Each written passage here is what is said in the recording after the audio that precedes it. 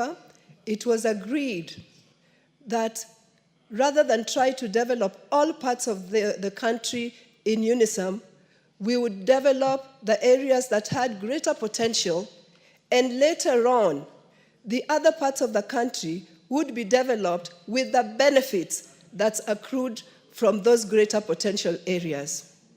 Mr. Speaker, that has been the undoing of this country, because the greater areas that were considered as being potentially great, like Central Kenya, Mr. Speaker, was developed with the sweat and the burden of the rest of the country. Mr. Speaker, there's been no time in the history of this country since 1965 when Kenyans have come back together to say that now it is time to look at the other areas that had not been given the privilege in 1965. And that is why we have discrepancy in terms of development in this country. Mr. Speaker, the biggest point about the budget that we're discussing now is the point of inclusivity. It has tried to treat Kenyans as Kenyans, regardless of what part of the country one comes from. Mr. Speaker, you look at various areas that have been ignored, and you find that there is something for them in this budget. Mr. Speaker, I dare say that Kenyans are not against paying taxes, but Kenyans are against paying taxes when they do not see profits or benefits from those taxes. But today, Mr. Speaker, I'm happy to see that for the first time, we have 110 million being set aside to purchase a ferry for Lake Victoria. Mr. Speaker, what this will do is it will enhance water transport, and it will ignite business and economy for the people around the lake. Mr. Speaker, I look at the money that's being put behind sugar industry. More often than not, there's a lot of money being pumped in coffee and tea, regardless of disregarding the other crops that are benefits to the other countries. But Mr. Speaker, right now there is money coming to sugar. Mr. Speaker, if you look at that budget, you find that a lot of money has also been put for mitigation of drought in the northeastern part of this country. I think that is really positive, because it's not by anybody's choice that there should be an area that is affected by drought. So, Mr. Speaker, what I see in this budget, and I want to give congratulations to Honorable Atandi for being a Kenyan and not just being a man from Nyanza. He has opened his eyes and he has opened his mind, and is looking at Kenya as Kenyans. And I'd also like to thank Mheshimiwa, who is the CS of Treasury, Mheshimiwa John Mbadi, who, working together with Honorable Atandi, they've been able to open their minds and to bring Kenyans to a point where Kenya is now Kenya. Mr. Speaker, I also want to talk about UHC. We know that there have been people in this country who've been offering on voluntary basis their services to ensure that health is enjoyed by everybody, even the smallest person in this country.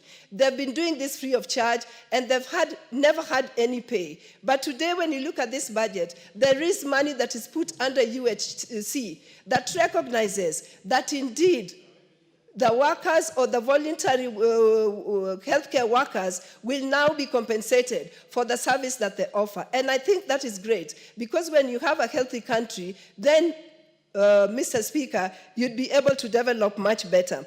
Mr. Speaker, I also look at agriculture.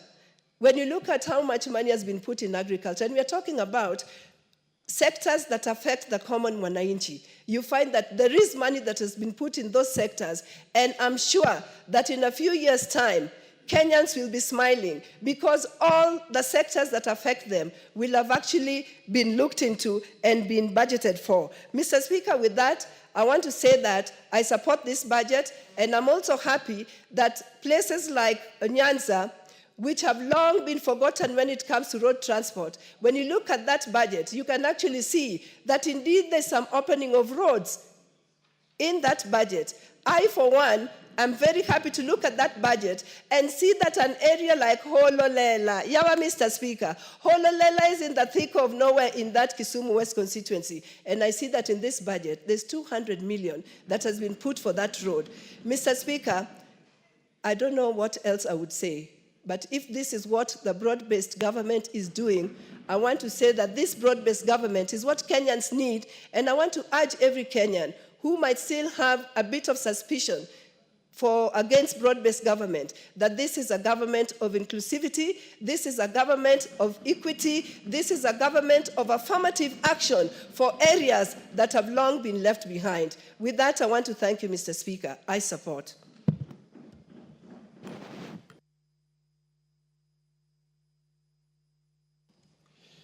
Thank you, Mr. Speaker. Right from the onset, I want to say, Mr. Speaker, that I support this budget.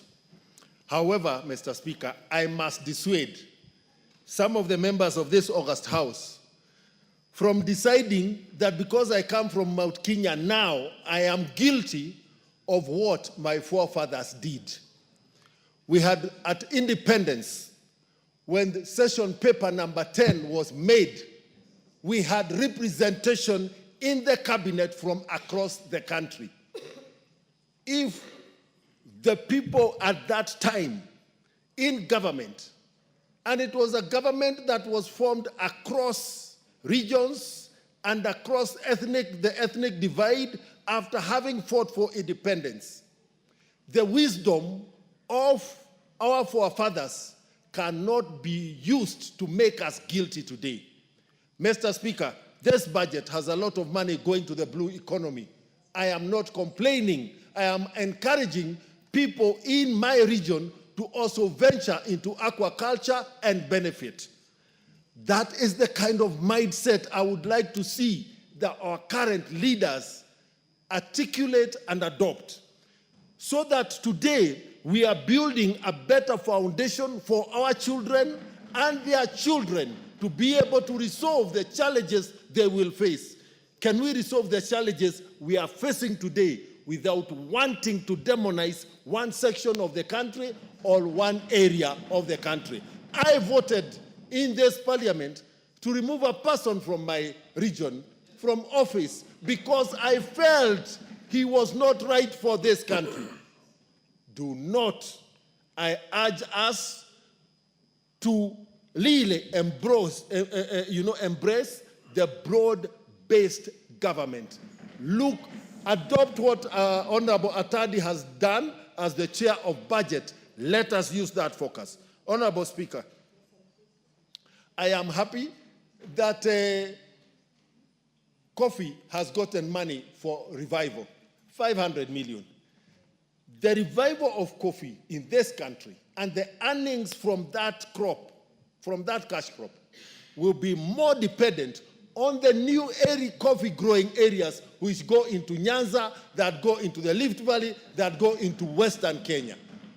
But at the same time, some of that money must be plowed into the Mount Kenya region for regeneration of the old coffee bushes, which are 62 years old plus.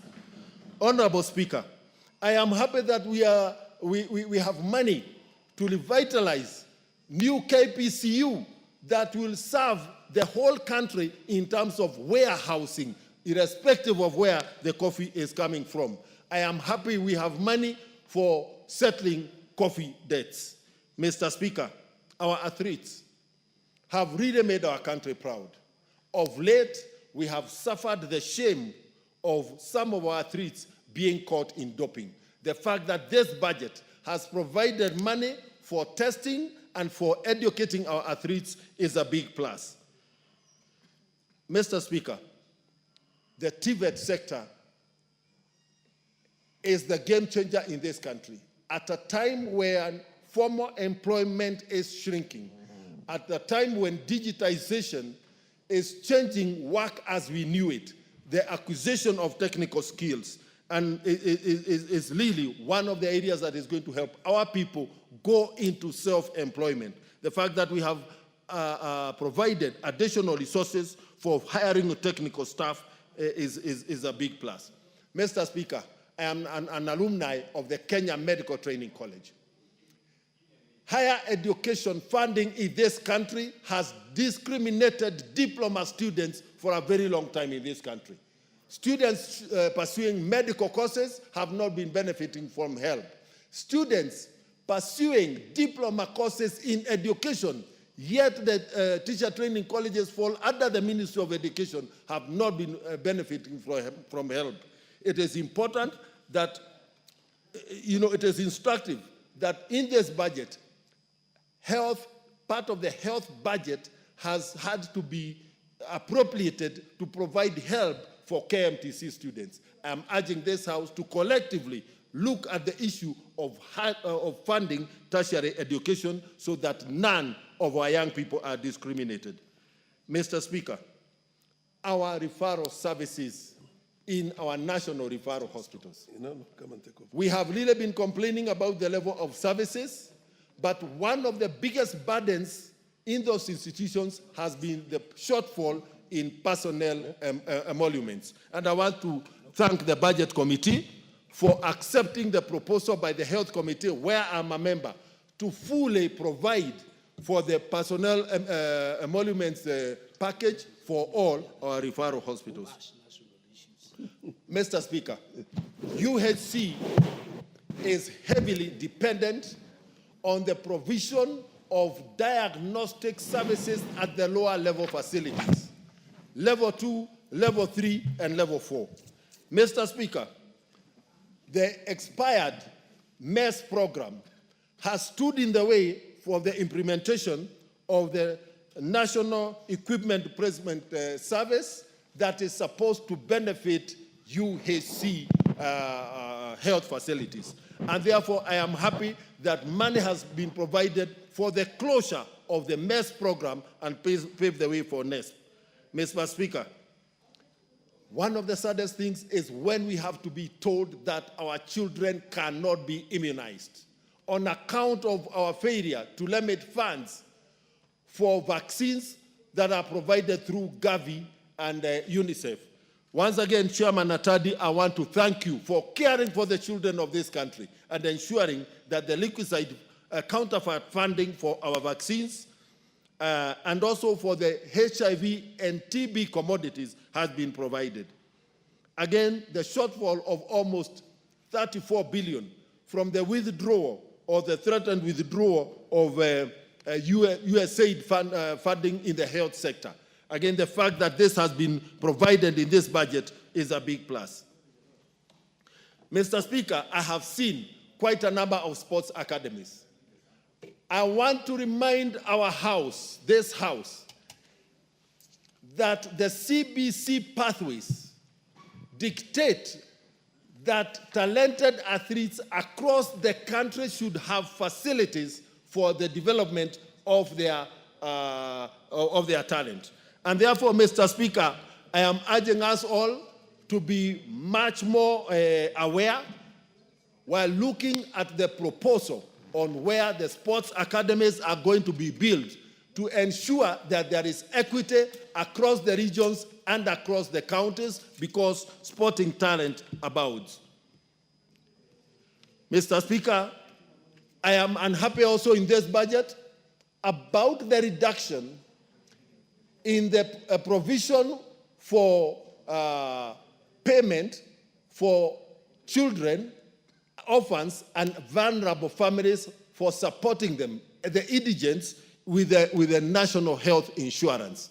Mr. Speaker, these are the lowest of the lowest in our society. It is not possible for us to remove money that is supposed to pay for social health insurance fund for the street families in this country. Where is our conscience? It is not possible, Mr. Speaker, for us to remove funds that is supposed to pay for social health insurance funds for orphans in this country. Where do we want them to access health services from?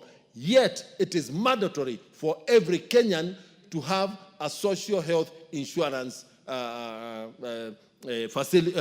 card. Therefore, again, when we come to that area, I urge this House that we be more careful in terms of dealing with the most vulnerable in our society. Mr. Speaker, in ending, the education sector and junior secondary schools. These schools are supposed to have science laboratories. I'm urging the Education Committee and this House in the consideration of the education budget to kindly factor in money for the construction of JSS laboratories. Thank you, Mr. Speaker. I support. The Honorable Victor Koech. Yeah, thank you so much, Honorable Speaker, for the opportunity to also contribute to this particular report before this House on the consideration of the 2025-2026 budget. Honorable Speaker, from the onset, I would like equally to join my colleagues in congratulating Honorable Atandi for this maiden report.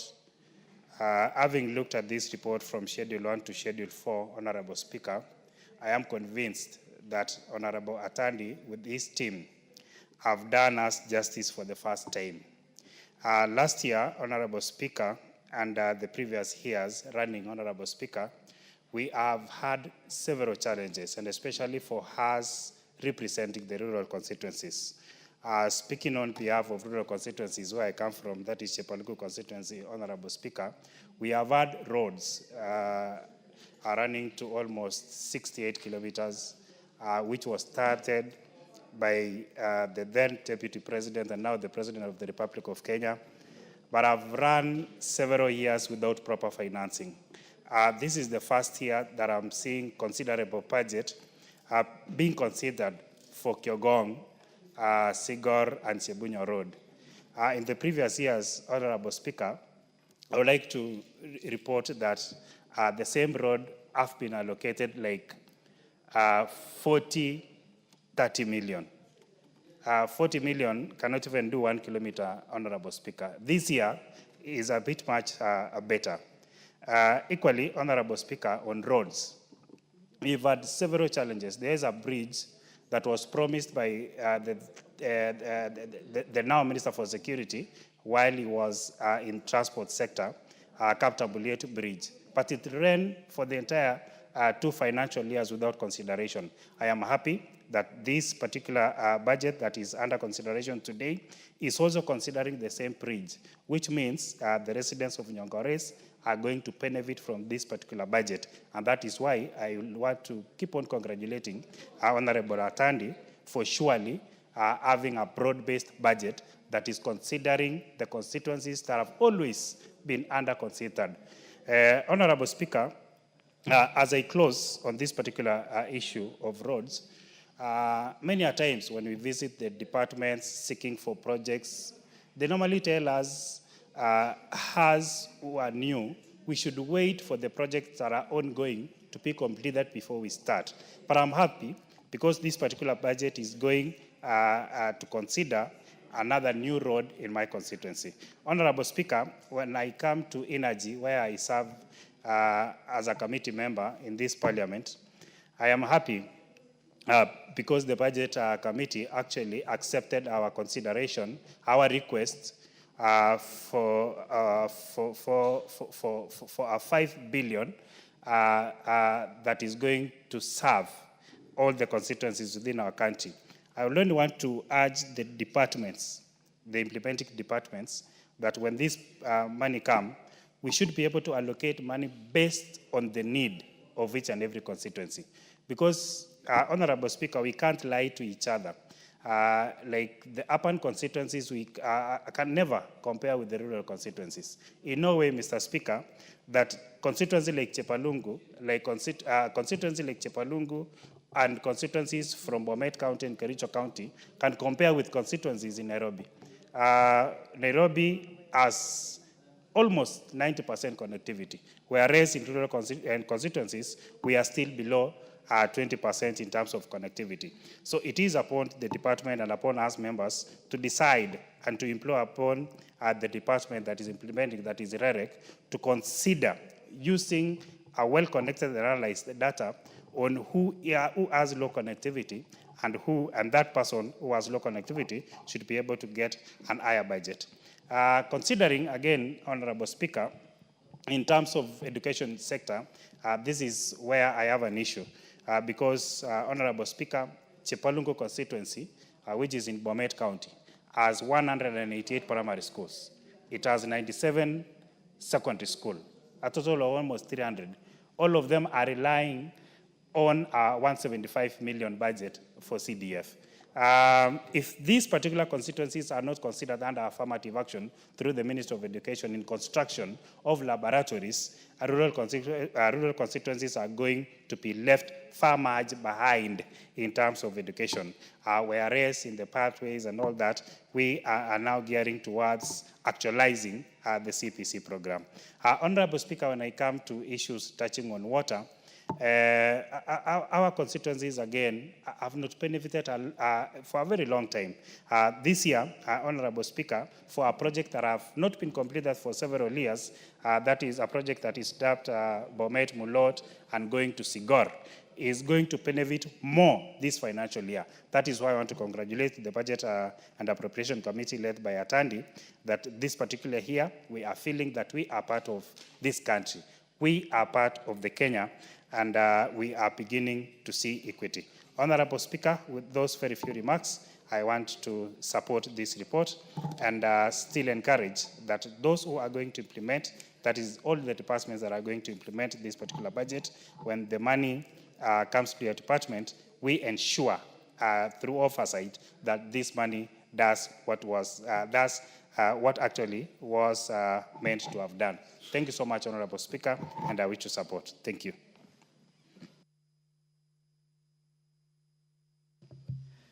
The whip of the Jubilee Party in the National Assembly, the Honorable Sabina Chege. Thank you, Mr. Speaker. And Mr. Speaker, on the onset, I want to say that I am once very happy when I see members on the divide happy about the budget and the allocations that have been done and distribution that has been done, Mr. Speaker. I was just reflecting on the journey that we have come as a nation, Mr. Speaker. From 1963, when we got our independence, there are three things that the founding fathers wanted to fight in this nation. That was poverty, ignorance, and disease. And very interesting, Mr. Speaker, we are still speaking the same language, addressing the same things. When you talk about ignorance, it's about our education sector. And Mr. Speaker, I want to say that I'm very happy that we are trying to address the issue of university funding, and especially the funding model, where we have many students, Mr. Speaker, who are able to join university, but they can't proceed because of the high fee. And I'm just hoping, Mr. Speaker, as majority of us in this House went through the university through HELB, Mr. Speaker, that we can be able to finally have a proper solution for HELB so that our students, once somebody is admitted in the university, automatically they qualify for HELB. And then parents don't have to worry whether their children will join or not join the university. And as they go in, then there is a way that we can be able to see how and the level where we can be able to assist the student without making it complicated, Mr. Speaker, because some of these things are so easy. I don't know why we complicate them for our students in such a way that we have very bright students who miss education because of lack of fees. Mr. Speaker, I'm also very happy that now the debate about funding the exams is done, because this is something that was being politicized by some people about exams and whether our students will be able to sit for exams or whether the parents are going to pay for them. And so from the Ministry of Education and especially from the Departmental Committee on Education, it was very important for them to address this issue of exams. And I hope, Mr. Speaker, that one day we don't have to make our exams so complex that the exams have to have special codes. They have to go to be printed out of this country, that our students have to be manned by a police officer when they are doing the exams. Surely these are young souls. I don't know why then we don't train our either teachers or the students because it's a matter of integrity, that you don't have to have the policemen. We don't have to really have even the police coming in very early in the morning guarding the exams papers. We can have a way that we can be able to have an exam that is free, and I'm happy with the new CBC that there is continuous assessment in such a way that, Mr. Speaker, we don't have to wait for the last 8 years, and a child has been in school from class 1 or even from 4, that's when we are grading, and that one exam determines the life of a student. So I'm very happy with the new system of CBC, And I am hoping that then we will minimize a lot of bureaucracy, Mr. Speaker. Mr. Speaker, a lot of times when you go to the ground, we have our elderly people, and I hope the Social Protection Unit and Department have addressed this matter.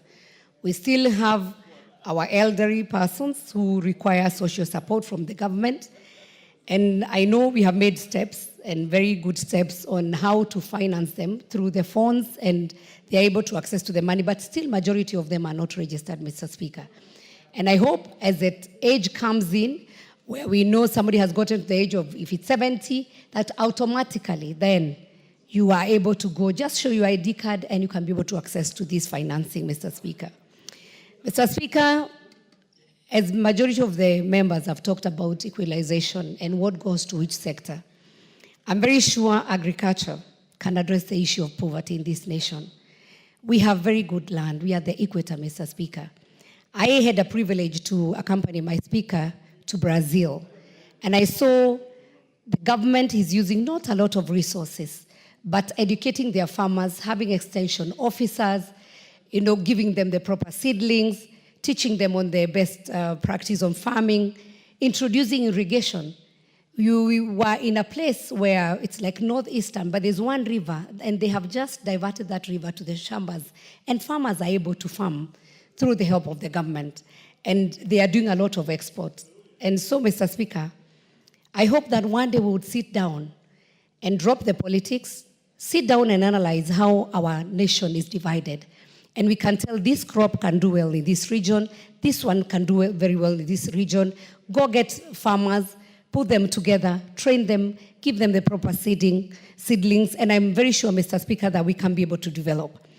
And by the fact that this budget is here today, having Honorable Atandi as a chair, and a lot of members saying he has done a good job, I am convinced now beyond any doubt that I was right in the beginning to say I'm not going to the streets.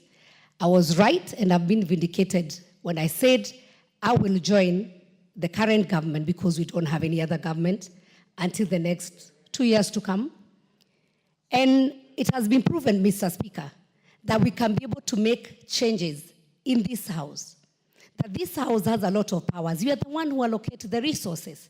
So we cannot go and complain outside there. Even if we go picket, even if we go for demonstrations, at the end of the day, we have the power. And I'm very happy today that the Homa Bay people can smile, and they're happy that they have a stadium. I've heard Honorable Rosa saying about the roads in a specific village in her place, and that tells us, as honorable members, once you are elected, whether you are elected with that government of the day or you're in the minority or majority side, that you have your power, you can come and lobby your members, you can come here and convince members of this house to support the area that you come from.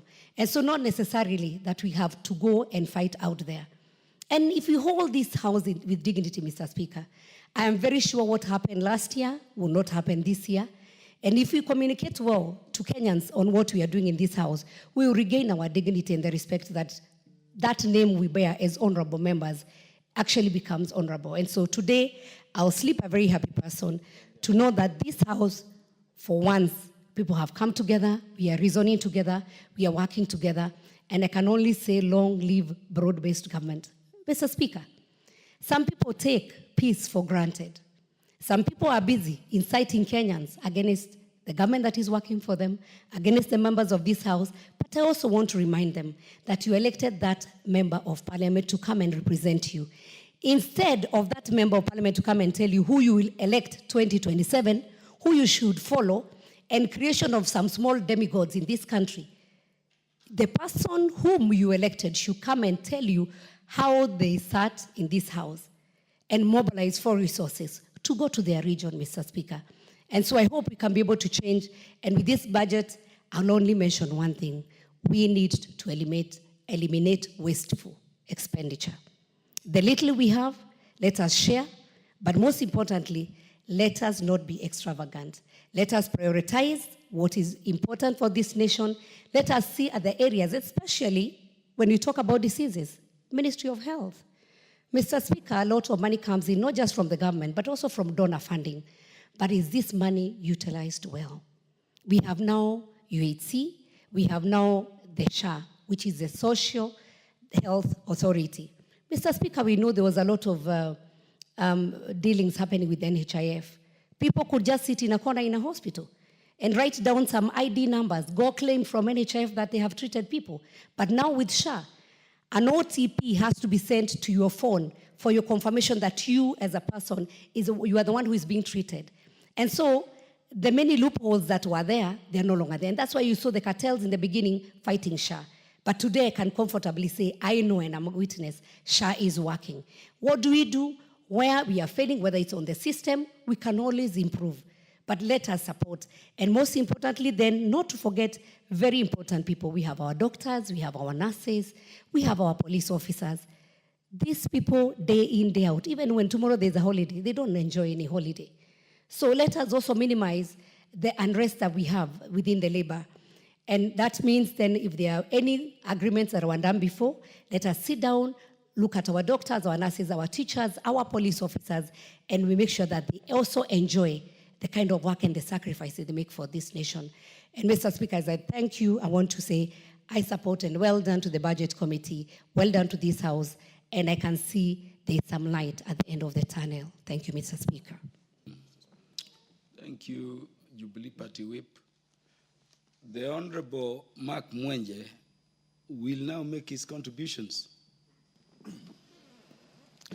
Thank you, Honorable Speaker. And right from the onset, I'd want to congratulate the Budget Committee, now led by the Honorable Atandi, for a job well done, Honorable Speaker. Honorable Speaker, as you're well aware, and I know we should never draw the Speaker into debate, but those of us who've been in Azimio for about 2 years, we've been in Maandamano in 2023, last year. And Honorable Speaker, some of us as members of Parliament and by extension our constituencies have been punished. And I am one of those who can say, because in the budget for 23-24, the budget for 24-25, my constituency in Embakasi West, whenever I tried to get something in there for my constituents, it always got lost somewhere in between.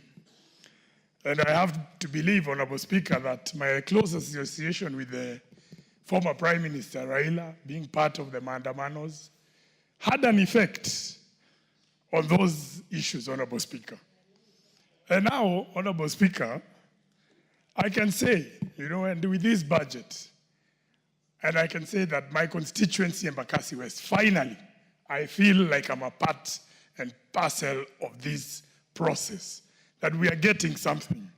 That when you say there is a broad base, now I can see it somewhere. Because, Honorable Speaker, some of the roads, and I want to speak about my constituents because we are a budget-making process, but I'm here sent by the people of Embakasi West. There is a road I've tried to consider in my constituency, Firoz, Tononoka, an area around there. And 2 years in a row I've tried it. I can't just get it, or it gets in, deleted at some point. But this time, at least, I've made it this far, Honorable Speaker, and I believe the Honorable Atandi will be fair to ensure that we get to the end, Honorable Speaker. There are boreholes that in Nairobi, people don't realize we have a problem of water in Nairobi, but we have some boreholes that have been sunk in my constituency, and a few more are coming, Honorable Speaker. And these are things that we can appreciate that are coming in this budget, Honorable Speaker. And by extension, speaking about even the supplementary that we did just the other day, Honorable Speaker, I can consider certain areas of my constituency, Honorable Speaker. In Molemod, there's an area known as Kwamaji, Umoja 3, Superlove. In Umoja 1, there's an area known as an SDA road, Lim area, Tena Road. Kariobangi South, I'm able to add some more classrooms, do a road close by the Catholic Road. And these are the benefits, Honorable Speaker. I'm able to speak here with confidence that we have over 70 new additional classrooms coming into Embakasi West, Honorable Speaker. And this is by extension what we mean by having an equitable and fair budget that goes all round, Honorable Speaker. Honorable Speaker, in the last 2 years, I know there's a common misconception that Nairobi is fully connected with electricity, Honorable Speaker. And in the last 2 budgets, the whole of Nairobi County got a maximum of about 150 million. Now we're able to get a bit more. We have some slums in TJ's constituency, in Ruaraka. We have some in Mathare. We have in Embakasi West, Embakasi South. And we provided that there be social protection so we can connect electricity to those people living in those slums at a minimal cost and do some form of social protection as we are still working towards the affordable houses, Honorable Speaker. So at least through, and I want to thank the CS Wandai because he was able to call Nairobi MPs and look at that problem intensely and budget for it. And that is something that has been provided for, Honorable Speaker. When it comes to education, Honorable Speaker, we must remember grade 10 is on its way. So next year, members should be aware that with grade 10, the issues of bursaries, the issue of capitation, that is an issue that is going to be quite dominant at the beginning of next year. And that is something that we've seen that there's money that has been put in. That is why even the money for the exams was quite a sensitive issue. And even funding for help. Honorable Speaker, you've seen so many students, university students being sent home. We all know the pressure that has been on NGCDF to provide bursaries to these students. And yet we know NGCDF cannot fully fund university students. But it's important that help gets funded so that we can educate our students. So, Honorable Speaker, there's a lot, and I don't want to repeat what most members have gone through, but it is one thing to have a budget estimates brought to the floor and members leave here disgruntled. And it's a different thing when you're able to show some equity across every region, regardless of how they voted, Honorable Speaker. That is something that is quite key. And it's important, Honorable Speaker, that I point out. I know at times people look at the side of Nyanza or the other areas. Even here in Nairobi, Honorable Speaker, this has been an opposition stronghold. So we've been suffering here in Nairobi. And we are glad to see that we're able to get something here in Nairobi because it should be important for everyone to know that in Nairobi, there are still problems. In Nairobi is the one place where if you don't get something to eat, you sleep hungry. You know, Honorable Speaker, in certain areas you can walk into a farm, get some maize, you can walk by a lake, try and fish something. In Nairobi, you're left with nothing. You can only steal, and it's not something we want to encourage, Honorable Speaker. But Honorable Speaker, I want to throw some caution. While this House has been graceful with what we've done, this ruling that came out today, Honorable Speaker, I want to congratulate the members who've helped us here, Honorable Speaker, including yourself. The ruling that came out today, I'm a bit cautious. I didn't hear it. I've not had the advantage to read it. But I've seen some experts, some excerpts out there, which I need to understand. I don't know if we were able to get some stay orders. Because it seems as though Kera has been lost, or we've lost some amount of money, Honorable Speaker. Perhaps... Order, Honorable Mark Mwenje. Your Speaker knows better, and the substantive Speaker will, at his own chosen time, brief you. But I can assure you, the court has made a very good decision, a decision that secures that all those roads agencies are there, a decision that essentially unfreezes the monies, the over 10 billion which was frozen before, and makes it available for those roads functions under KERA, which has been saved. And additionally, even with the declaration of unconstitutionality, the High Court has been gracious enough to suspend that declaration. So we are back to status quo before even the judgment and even the previous ruling. So don't go into that area. Okay. Our substantive Speaker, the Right Honorable Dr. Francis Masika Moses Wetangula, will brief you at his own time. But don't worry, don't debate it. Thank you, Honorable Speaker. I've also seen some people wiping their tears by distorting that ruling through the media. But you just ignore it. We are leaders. We know what the court said and what we should do. Thank you, Honorable Speaker. And I stand guided, Honorable Speaker. And as I said, I made a disclaimer because I wasn't present at the ruling. And I'll trust your better judgment, Honorable Speaker, and I'll drop that matter at that point. Honorable Speaker, the only other issue. You know, the great county of Homa Bay hosted Madaraka Day, Honorable Speaker. And we've been having the debates of the people who were approved by the House yesterday. And I think the Honorable TJ went into great length explaining how we have several members of parliament from Homa Bay, including the cabinet secretary of finance, who used to sit with us here, Honorable Speaker, and he was one of my tutors who was teaching me especially about the finance bill last year, Honorable Speaker. But Honorable Speaker, I want to just send him some advisory note, Honorable Speaker. He will be here delivering the budget estimates for the financial year 25-26, Honorable Speaker. He was here and he promised us about the 52 billion, Honorable Speaker. Honorable Speaker, the Honorable Mbadi, by the time he comes here, we don't want to make it uncomfortable for him. Let him come with the 52 billion for CDF as he delivers his budget, his 4.3 trillion. If we are going to trust him with 4.3 trillion, and we do, Honorable Speaker, I state on the record, we trust him with 4.3 trillion. Surely, 52 billion, and it's less, Honorable Speaker, it must be less than 30. What is remaining, Honorable Speaker? I'm sure he can deliver that as he brings that budget so that he can take this country moving forward. With that, Honorable Speaker, I congratulate the chair for the budget committee and tell them to keep up this work. Make sure it is always fair going forward. Thank you. The Honorable Daniel Manduku, who is the MP for Nyaribari, Masaba. Thank you, Mr. Speaker. Mr. Speaker, the Samuel Atandi-led Committee on Budget and Appropriation has done a commendable job. I'm not an expert in finance, but Mr. Speaker, I've gone through the proposed expenditure and estimates, and I can comfortably say that this committee has for once balanced the revenue side and the expenditure side while minimizing the deficit.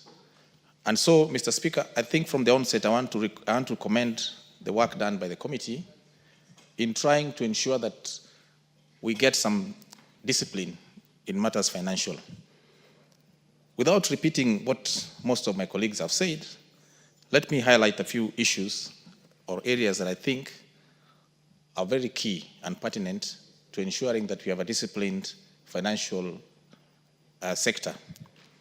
Number one, I want to commend the committee for ensuring that the Kenya Revenue Authority, who are mandated by law to collect taxes on behalf of this country, in ensuring that they have been given resources to expand the tax base.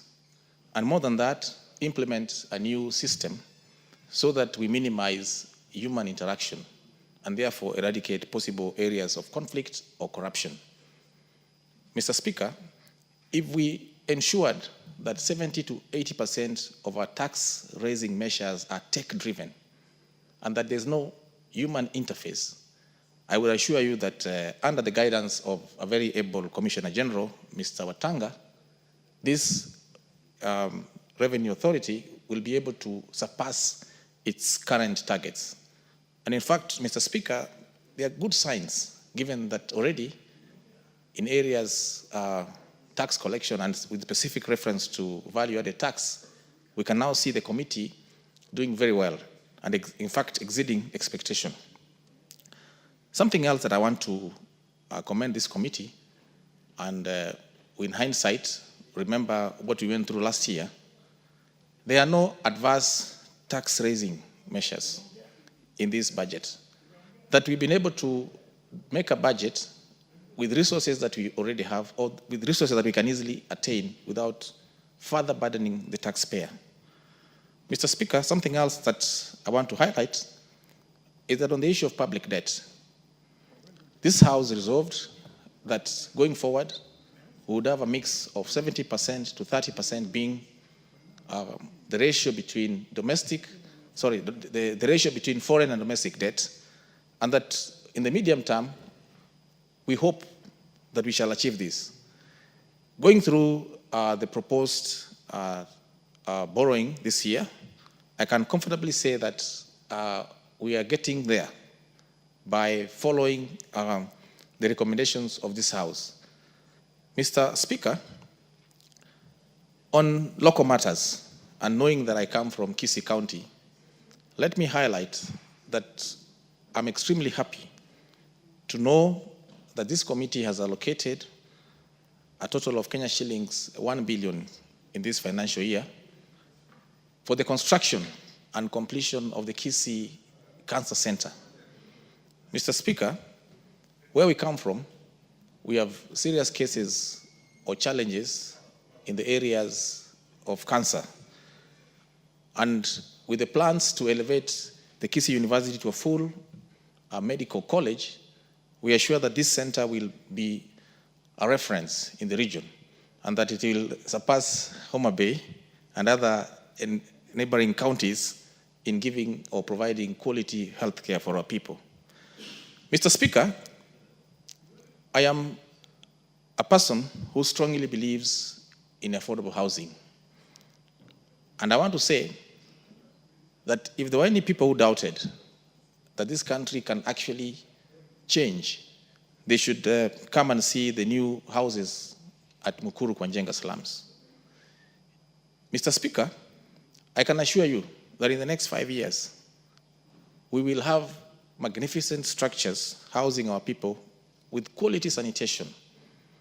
And it is in this light, Mr. Speaker, that I want to say and thank this committee for giving adequate resources in ensuring that not only shall we complete the ongoing affordable housing projects, but also that we shall have decent markets spread across every constituency. And I dare say that these markets will be game changers because they come with proper sanitation, proper working spaces, places for mothers and children to rest, accessibility, safety, and security. Mr. Speaker, this committee has also recommended that money is set aside for the payment of the universal health staff who have been out here on many days. I want to thank the committee also for setting aside funds for the recruitment of the junior secondary school interns. Mr. Speaker, these are areas that, if well funded and well supervised, would make a big and significant change in the development of our country. Mr. Speaker, there's something else that many members have not talked about, and this is in line with the innovative way of securitizing the road maintenance levy, so that we can have most of our projects or road projects that have stalled for long being able to be complete. On other areas, Mr. Speaker, I want to say that it is commendable that we are putting adequate funds in the TVET sector and even more money in ensuring that we grow our talent through the area of sports. Overall, Mr. Speaker, having sat in this house now for more than 2 years, I want to state that this budget has a very high level of equity, that you can finger out monies being sent to virtually every county and every region. How I hope that this will be the spirit going forward, and that by the end of our term, we shall tell our people that this is what we did. With those few remarks, Mr. Speaker, I stand to support this proposal and hope that we shall implement it as we go forward. Thank you, Mr. Speaker. The Deputy Leader of the Majority Party, the Honorable Owen Baya. Honorable Speaker, thank you very much. I want to contribute to this debate by saying this at the beginning, Honorable Speaker, that a budget is usually either a tool of equalizing a country or marginalizing a country. That's a key principle when it comes to national budgets. You can use a budget like we have today to marginalize certain areas and boost others. But you can also come to a level where you want to equalize a country. And this budget, Honorable Speaker, the one that we are debating now, is such a tool that will be used to equalize the country. I have seen in this budget where resources have been put in, virtually almost every part of the country is benefiting from this budget. Probably, Honorable Speaker, is the only budget since independence that we have such a budget, thanks probably to the broad-based government that we have. Honorable Speaker, this is an important principle, and I want to ask other chairs of budget committees and people who have been given the task to budget to ensure that we follow this spirit, the spirit of ensuring that every budget that comes in tries to equalize the nation, the country, so that resources go to every part of the country. Never again should we have a situation, Honorable Speaker, where we have marginalized areas and areas that have made huge progress, areas that have been left 10 years behind others, Honorable Speaker, or other areas which are 10 years ahead of others. Honorable Speaker, this is one of the things that I want to commend the committee on. Secondly, Honorable Speaker, on a general principle of budget, I want to say that a budget also can be used as an economic stimulus package. How you distribute the money. Because many times you hear people, yes, the economy is growing, and we can see the figures, the numbers. But then people still tell you, we are not feeling it in our pockets. Because probably the money has been put in areas that does not spur economic growth. Areas that are more consumer, I don't want to use the consumer, but areas that are more building more infrastructure, for example. And yet, Honorable Speaker, the money is not coming into expenditure issues, and therefore you have a problem. For example, Honorable Speaker, why I say this is an economic stimulus budget, we have increased resources in agriculture. When you have resources in agriculture, you are talking about productivity. When you're talking about productivity, you are talking about stimulating the economy. We have resources that are coming to building, are going into building markets, Honorable Speaker. When you have resources that go into building markets, you're actually encouraging and anchoring the economy in a market-driven economy, Honorable Speaker. So this budget has two principles that have been achieved. One, the principle of using a budget to equalize a country, and secondly, to use a budget as an economic stimulus package to allow the economy to flourish and put money in the pockets of people. And I want to assure Kenyans that having looked at this budget, having gone through it, I think money will start flowing into the pockets of people if it is properly implemented. Honorable Speaker, the other question that comes into my mind is implementation of a budget. You can have very good figures. You can have very good budget. But when it comes to resources, when they are distributed and released, you realize that the money may not be released into the areas that have been marginalized for many years, but the money may be released to those other areas. Because this is a whole year program. So the first quarter, where is the money going? Second quarter, where is the money going? Third quarter, where is the money going? Fourth quarter, where is the money going? That is very important, Honorable Speaker. And because we are a country that always has a deficit on budget, therefore, we come to this principle where you look at priorities because resources are scarce and we have a deficit. So the question is, who then bears the deficit? So you realize that I hear people celebrating, a road has been put in my place, this has been put in my place, this has been put in my place. But that is not enough. Will the money actually, the actual expenditure, the money actually be available for that road to be done? Because there are roads that were budgeted for last year, but have not been done. There are programs and projects that were budgeted for the previous budget, but they were not done because of priority and because of deficit and because of revenue coming in is less. So you realize sometimes, Honorable Speaker, and this is a principle that we must guard against, that when the money is little, only certain areas benefit. Although the project is in the budget, certain areas benefit. But I also want to note, Honorable Speaker, certain areas where money has been put. For example, a lot of money has gone into the blue economy. We know if the issues of blue economy are properly implemented and we have a good legal regime, we have good laws in the blue economy area, Honorable Speaker, we are likely to benefit as a country and we're likely to spark growth. Because when the fishermen, you know, with blue economy, there's something interesting about it. You don't spend your money to grow the fish. The fish grows. It's not like a cow. You know, a cow, you have to feed the cow. You have to buy feeds. You have to have somebody to shepherd them. You have to have structures. But the fish is in the sea, is in the lake. You spend nothing to grow the fish. The only thing that you need is equipment and tools to go and get it. Now, if you do that, economic growth is faster in that sector than in any other sector because you don't spend to grow the fish. And this is an important thing that we need to learn as a country. We are lagging behind in stimulating the economy, the blue economy. And this is an economy that can help this country grow faster and move forward very, very fast. And actually benefit the whole country because the products and byproducts that come from the blue economy are huge. But many a times, Honorable Speaker, we don't see that. If I was given an opportunity to sit at budget and say, okay, if I were to allocate 100 billion, where would I put it? Would I put it in cows or would I put it in fish?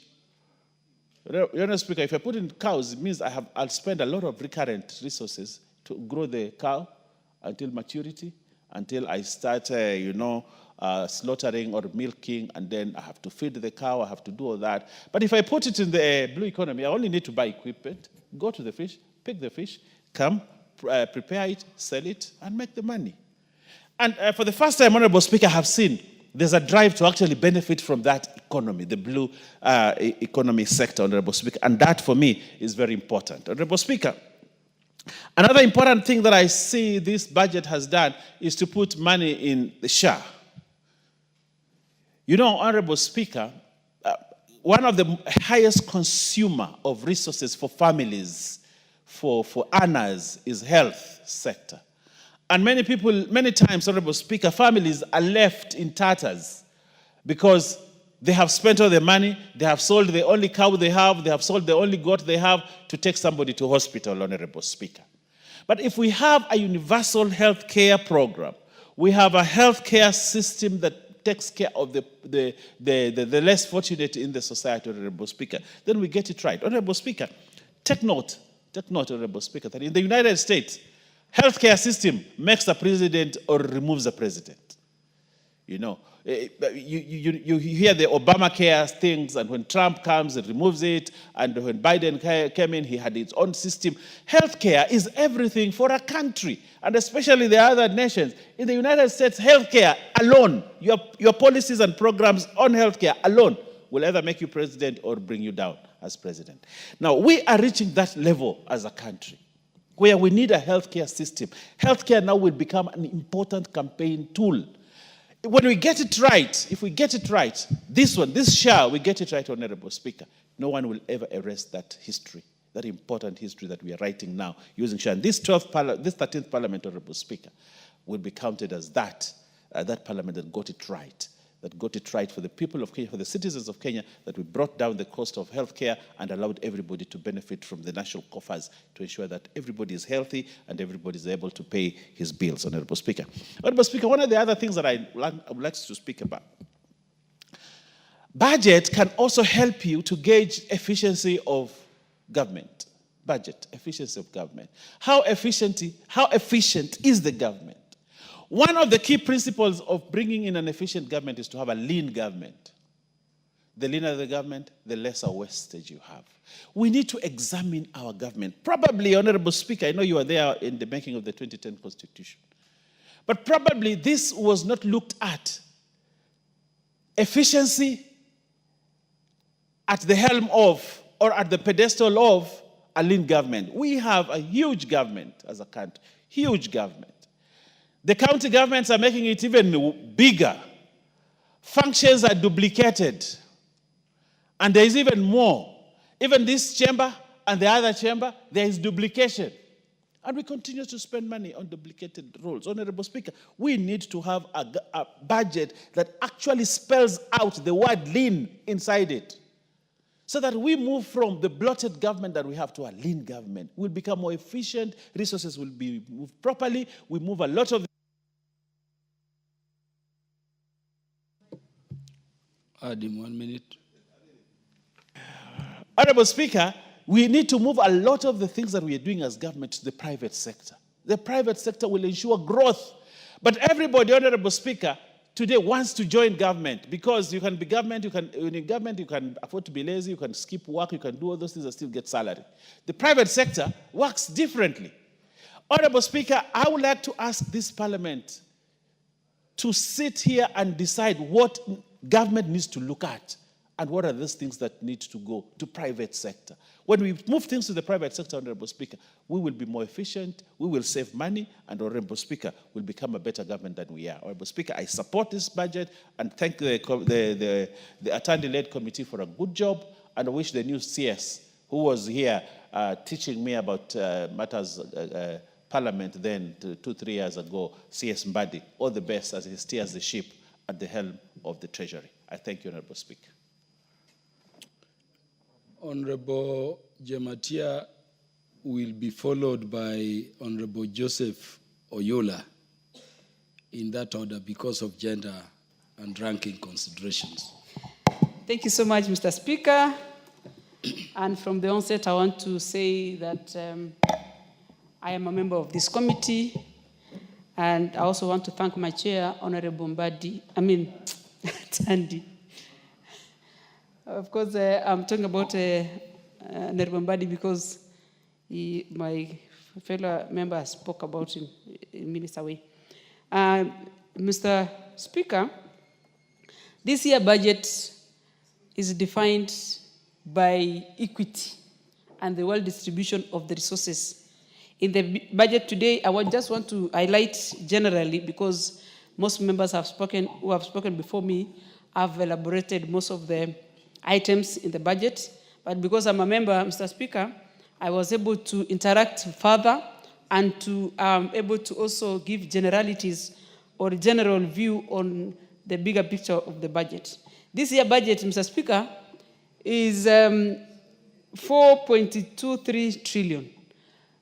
The whole budget that contains 405 billion for the counties. As you know, since the inception of the 2010 Constitution, we were able to have counties that is now reliably independent, they're able, and semi-autonomous, they're able to develop and have their own source revenue. As much as that, through the national government, we were able to allocate their fair share of money to their counties. And we also expect the counties to take this prudently and make sure this money is working fairly for Kenyans.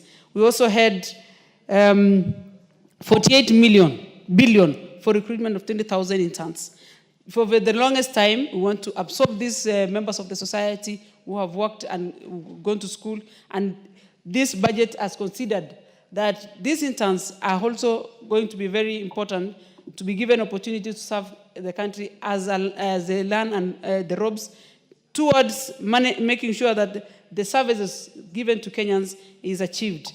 In UHC also, there was a lot of improvement through 6 billion for employment of medical service men and women who are going to give us better services in healthcare systems, and they are going to improve specific areas of SHA and SHIV, Taifa Care. This is where the government of the day, Kenya Kwanza government, has realized that health is a prominent and a must-do while as giving services to Kenyans. Ministry of Health is going to have this money to make difference, specifically in universal health services. We also had 52 billion for TVETs to improve quality and give quality to students who are and diploma students who have enrolled in these institutions, to make better their lives in terms of handcraft skills, improve, and also make sure most of every part of this country has an opportunity to interact with a TVET, not only through students and young people, even old people nowadays can enroll in school and get skills, because these institutions has enabled Kenyans who are able to interact with these TVETs to understand that they can do this thing even when we are already employed or something. You can take your time over when you have a leave break to go and train yourself and have a better skills, because TVET is giving you an opportunity through all skills that is provided there. And the government has given 52 billion. Mr. Speaker, we also have last mile connectivity, which was considered in the budget with 63 billion. which is fairly distributed equally in the country.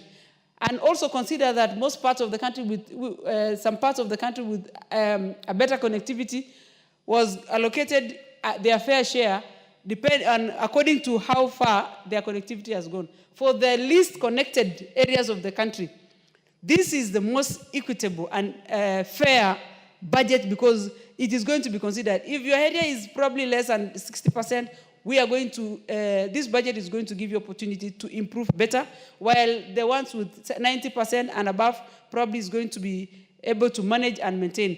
And we also realize, Mr. Speaker, that the biggest problem in Kenya today is not resource allocation. It is the maintenance of the infrastructure that government and every government that has come allocate resources. If you go to schools, for instance, the schools are members or leaders built probably 10 years ago.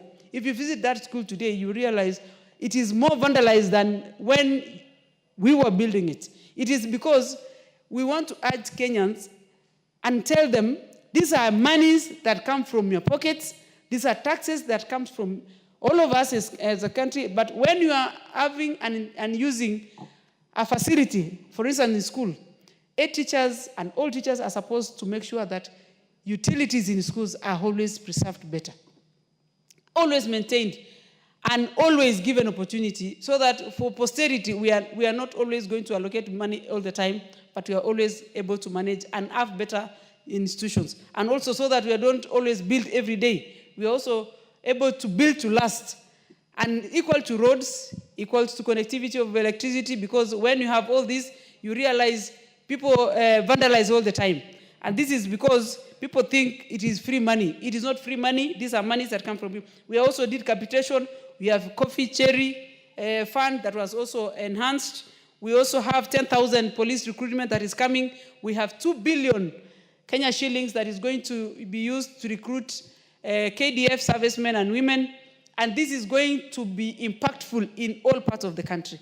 So, Mr. Speaker, if you ask me, this is through my chair, Honorable Atandi, we are going to make a difference from this financial year, 2025-26. And more so, I want to ask Kenyans to look at the expenditure more on not only the finance bill, why we are putting these monies. Let us all interact positively as we look and we make this country better than before. Thank you, Mr. Speaker. The Honorable Joseph Oyula. Thank you, Honorable Speaker, for giving me this opportunity to also add my voice to this debate. Honorable Speaker, we are discussing the budget for 25-26 financial year. And I must congratulate the Budget Committee for the work well done. The Budget Committee under Honorable Sam Atandi, who is also under chairmanship of Honorable Sam Atandi, who is also my jirani, has come out very well. They have devoted most of their time on looking at the development. The development budget, I'm sure this time, has been well spread, and many areas have been covered. I'm specifically happy because one of the roads that has been worrying us in the constituency, which cuts across the 4 constituencies in Busia, has been introduced in the budget. And I think that is very useful for the people of Busia. Honorable Speaker, if you look at the security side, the committee has been able to provide funds for the recruitment of more police officers. Security is becoming a problem in this country, and the more police we have, the better. In fact, Honorable Speaker, very many areas are now having problems with security because of lack of personnel. So these additional personnel, 10,000 policemen, will help this country greatly. Honorable Speaker, they have also considered the operationalization of gazetted chiefs, officers, and chiefs and assistant chiefs. If you recall, Honorable Speaker, we had a long debate in this House with the Minister for Internal Security regarding the operationalization of these locations. I think this should now come to an end. Honorable Speaker, I've also noticed through the budget that we have gotten some adequate funding for TVETs. TVETs are going to be the backbone for development in this country, for employment of youths, and for proper training of our youths. The only thing I've not seen, Honorable Speaker, is the machinery for TVETs. I've not seen it anywhere, and I hope it will be considered later. Honorable Speaker, this budget has set up equality for the future. In the past, the budget never reached some corners of this country. But this one has touched almost every corner. And I hope it's going to help very many areas of this country. Honorable Speaker, I want to thank the Budget Committee most sincerely for the work done.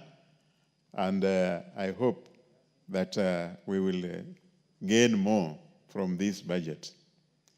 Particularly on education, Honorable Speaker, something has been done on education, although not much, but I'm a bit worried. They have reduced some money against the primary education. I hope something will be done because the primary schools are expanding, and any reduction will definitely affect the primary schools. Honorable Speaker, let me conclude by supporting this budget, and I hope it will be useful for this country. Thank you. Honorable Makali Mulu, the mover should be replying. Are you so anxious to speak? Because we are at that hour when the mover should reply. Yeah, please say something before the mover steps into the House. A correction, John Makali, Honorable Speaker. Yeah, Honorable John Makali. Thank you, Honorable Speaker, for the opportunity to also make my remarks in respect of this budget estimates for the year 2025-2026. At the outset, let me congratulate you, Honorable Speaker, for hosting a very, very successful 62nd Madaraka Day. We hosted the 61st Madaraka Day, and we thought we were the best, but I think you hosted it in a manner that left us also wondering that we will have done more. Thank you, Honorable Speaker. Secondly, is to thank the Budget Committee for this particular report, for burning the midnight oil to produce this particular report, being the third report of this particular administration since it came into power, and the first one of the broad-based government. Let me start by highlighting up a few issues that are arising from this particular budget. 28% of this particular budget has been allocated to the education sector, which is really a very, very good thing because education is the ultimate levelizer, and we need to invest seriously in education so that we can be able to have human capital to be able to drive this country forward. Three things arise from that. One is we have allocated money towards teachers' promotions and recruitment of more teachers. This is a plus from this particular committee because, Mr. Speaker, you remember ever since we got independence, last year we employed around 50,000 teachers. If we can really be able to employ more teachers, I have people in my constituency, some of them who graduated way back in 2014, but they have never been employed. So it's a plus that we need to employ more teachers because we'll be fighting the unemployment scourge that is facing up our country. But principally, much as we have allocated money to the ministry, to the education sector, our universities are having a problem. Most of all the universities are having a problem. They are on their knees. Capitation is a problem. Higher Education Loans Board, we have issues with the formula for disbursing the Higher Education Loans Board. I'm hoping that during this new financial year, we should be able to have a seamless remission of capitation to our schools so that the head teachers can be able to run these schools fairly and properly. My second issue is in the agriculture sector. Agriculture contributes 20% of our gross domestic product. And I have seen the committee has allocated a sum of 78 billion shillings towards the agriculture sector. You realize, Honorable Speaker, that food security is very important. We want to thank the government for the overtures it has made in the subsidized fertilizer program. How I wish, Honorable Speaker, that more funds will be allocated towards the free fertilizer subsidy to enable farmers to go back to their farms so that they can be a food secure nation. My only worry in the agriculture sector, Honorable Speaker, is last year and this year, better part of this year, we embarked on the sugar sector reforms. The train for reforms in the sugar sector left the station. In several of our sugar come from an area where farmers rely on sugarcane for their upkeep.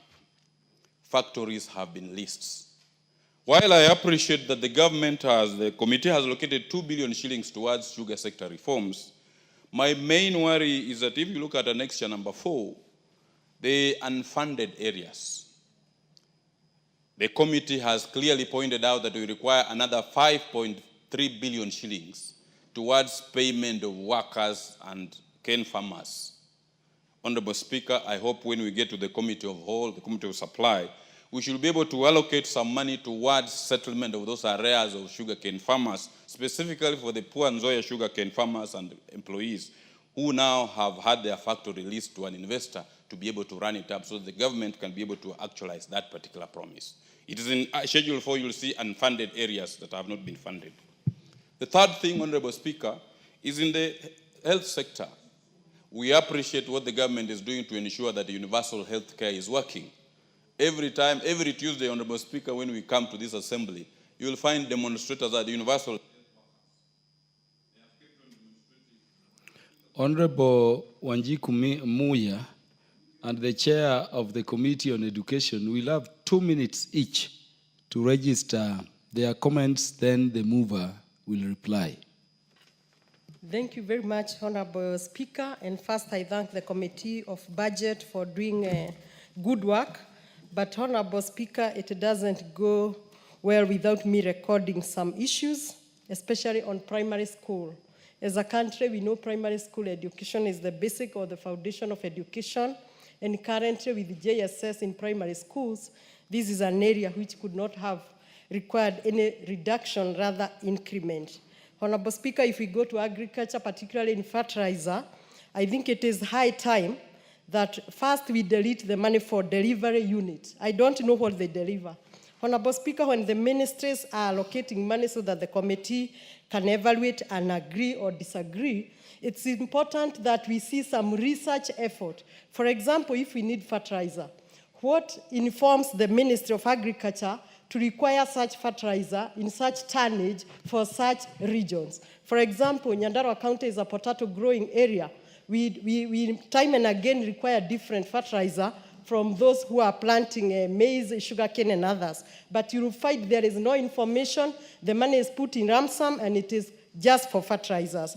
Honorable Speaker, as I conclude, if it is in terms of lighting in this country, connecting people in Kenya, of course, is a development agenda, and it is very much welcomed. But I hope the money that is put there, 50 billion plus, will be done equally, because some regions have been said that they are well connected, 60-70%, while you go to the ground, it is not the same. While some places like Nairobi or the environment around Nairobi are well connected, and they continue to get allocation. This is the research I'm calling upon in the ministries to categorize, to give money and allocate money with information so that it can meet the purpose. Honorable Speaker, I thank you for the 2 minutes, and I look forward to more deliberation. Honorable Julius Meli. Thank you, Honorable Speaker. I thank you for giving me this time to also register issues on the budget. First of all, I want to appreciate the Budget and Appropriation Committee led by Honorable Tandy for good work. Honorable Speaker, on the issues of education, I want to bring to the attention of the House that this is the sector which has the highest funding, almost 700 billion shillings. And on that, we got almost substantial amounts of money, especially on capitation, but we still have less. Always, the Ministry of Education have less by 22 billion shillings in the last 7 years, Honorable Speaker. And two, I want to thank also that we managed to give money for exams, the CAPSEA, the KCSE exams, and all the exams that are going to be done this year. So I want to say that we have enough money and the exams will run normally. Two, Honorable Speaker, on the issue of TVET education, I want to thank this budget because it is providing enough money to construct and to finish TVET colleges and institutions across the country, and even more money for capitation. Even the machinery, there is money that will be able to equip the institutions that have been finished. On university education, yes, we have money for the university education, especially on capitation, on a new funding model. But more importantly, we still need more money so that we can be able to fund every student, especially on the KMTC and Teacher Training College. On agriculture, I want to say that, yes, we were very grateful that we have subsidized fertilizer, but there is an issue which we want to thank the government on sugar sector reforms. But we have issues on tea, and I want to ask that next time we need to provide money to actually modernize the tea sector and be able to give money and resuscitate the problems in the tea subsector. Lastly, Honorable Speaker, is the issue on the universal health care. We provided enough money for this sector, more so especially for the health of this nation.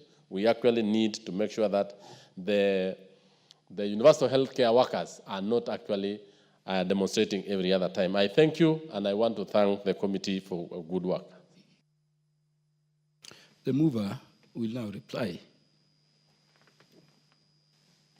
Honorable Speaker, I thank you for giving me this opportunity to reply.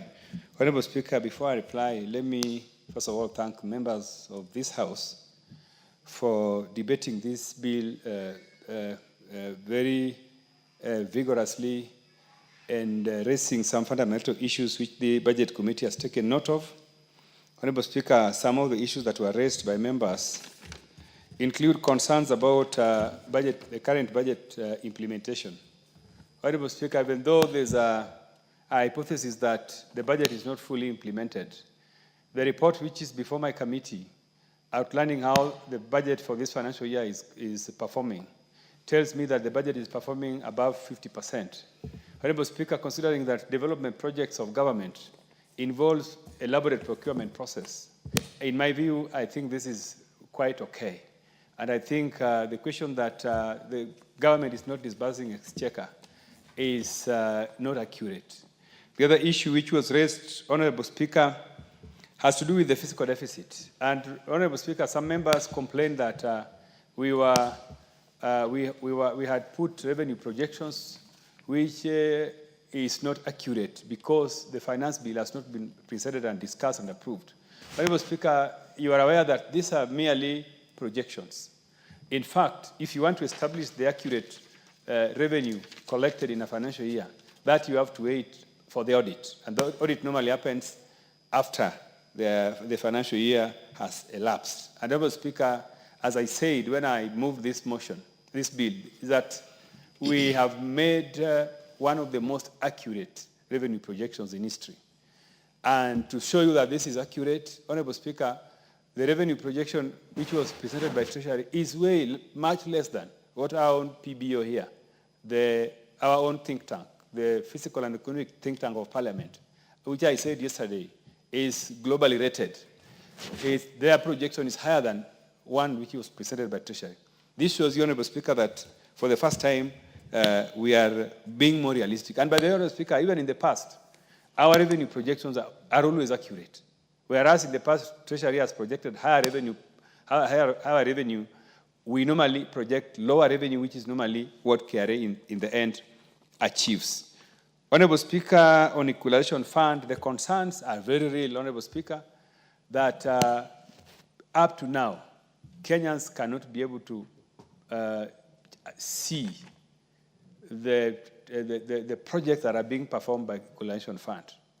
And by the way, Honourable Speaker, even when this fund comes to an end, it will be very difficult for Kenyans to see the impact.